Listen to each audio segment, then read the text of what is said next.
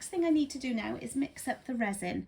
I know for this mould that I'm using it takes about 150 mils, but I am going to mix up a full 2 pots. We nearly always have extra moulds on the go. So I'm going to put my gloves on.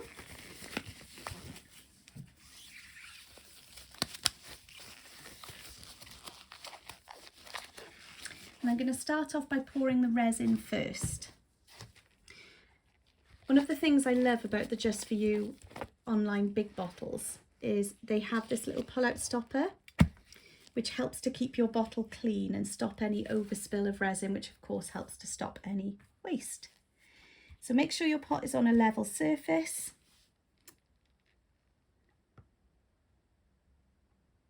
And I'm going to pour 50 mils of resin into this one.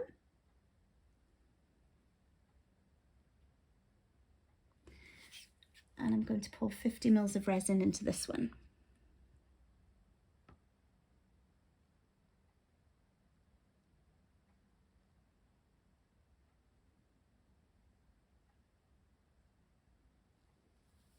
There we go. I like to pour my resin and my hardener into the same pot, purely because I find that it makes cleanup afterwards easier.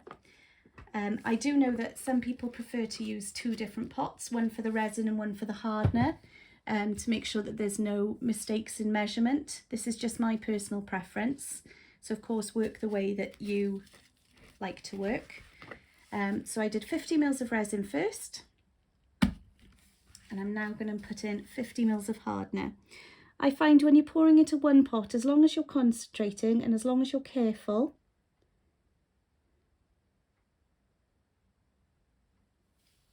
you can make sure that you don't get the wrong measurements. Sorry if you heard clicking then, I was accidentally knocking my camera stand. Here we go. So by the time this is mixed up, I will have 200 mils of resin to work with. So the high gloss resin has a mix time of about 3 minutes. But as with any resin, it also depends. You can see already that there are minimal bubbles in there, and as I'm mixing, those bubbles are going to also come to the surface and they're going to pop on their own. Can you also see that once I start to mix this resin, you start to get streaks? And that is completely normal. That is just where the 2 parts of the resin are coming together but haven't yet fully combined.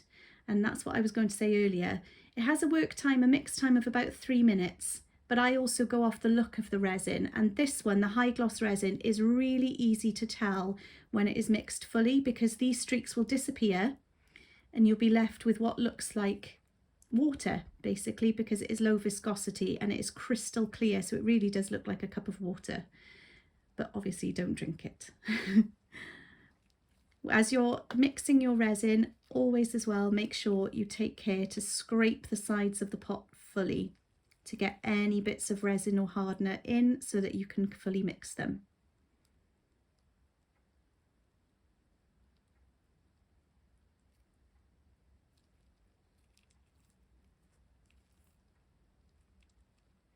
And stir slowly. And this helps to avoid creating any more bubbles. But as I said, this high gloss resin is great because it produces minimal bubbles anyway.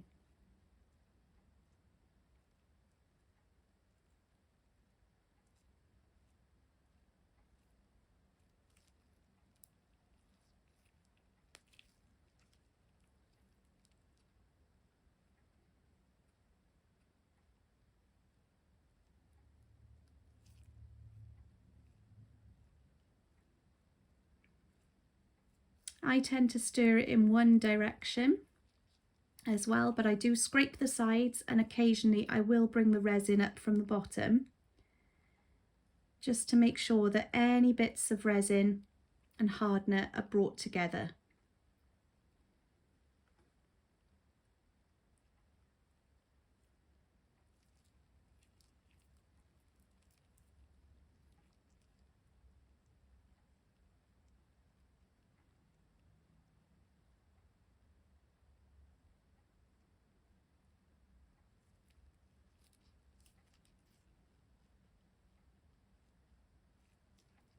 This is a lovely activity to do if you need a bit of mindfulness.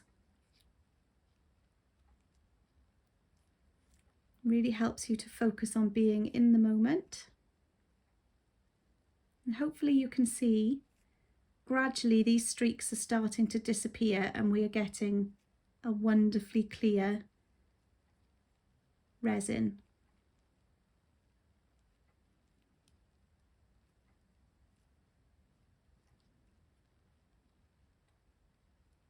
Forget to keep scraping the sides.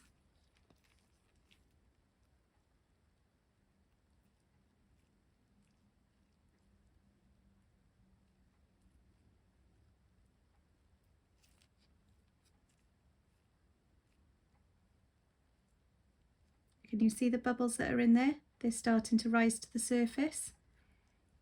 By the time I'm ready to pour, most of these bubbles will have disappeared on their own. There is a bubble releasing technology in this resin, which means that the bubbles tend to release on their own. Sometimes you need to pop a couple, but if you wait about 10 minutes after pouring, anything that's in there that was bubbles will have risen to the surface, and it means you can pop them all in one go. Really is a really fantastic resin to work with. And it's really easy because, as you saw, it's a 1-to-1 ratio as well. I should have said that earlier. Right, I think we're nearly there with this pot of resin now. So you can see, all those streaks we had at the start have all disappeared. And you can see how beautifully that flows.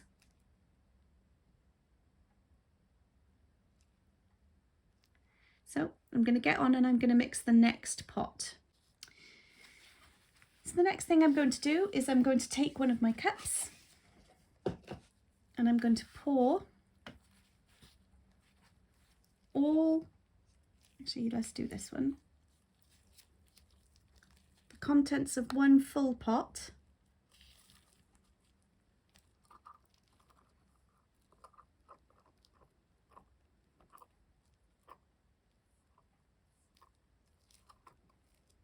into my pot, into my cup.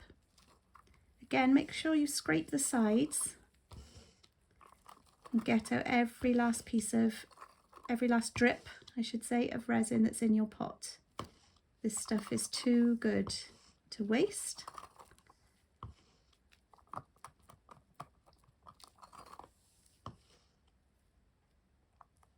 So there's one full pot of resin, and I'm going to pour half of the other pot, just roughly.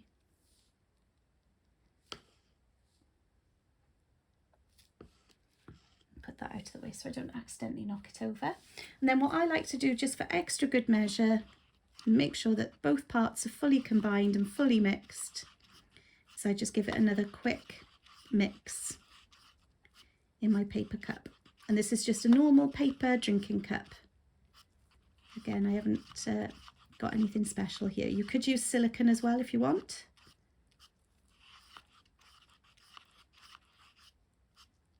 There we go. I'm going to scrape any resin off the stick.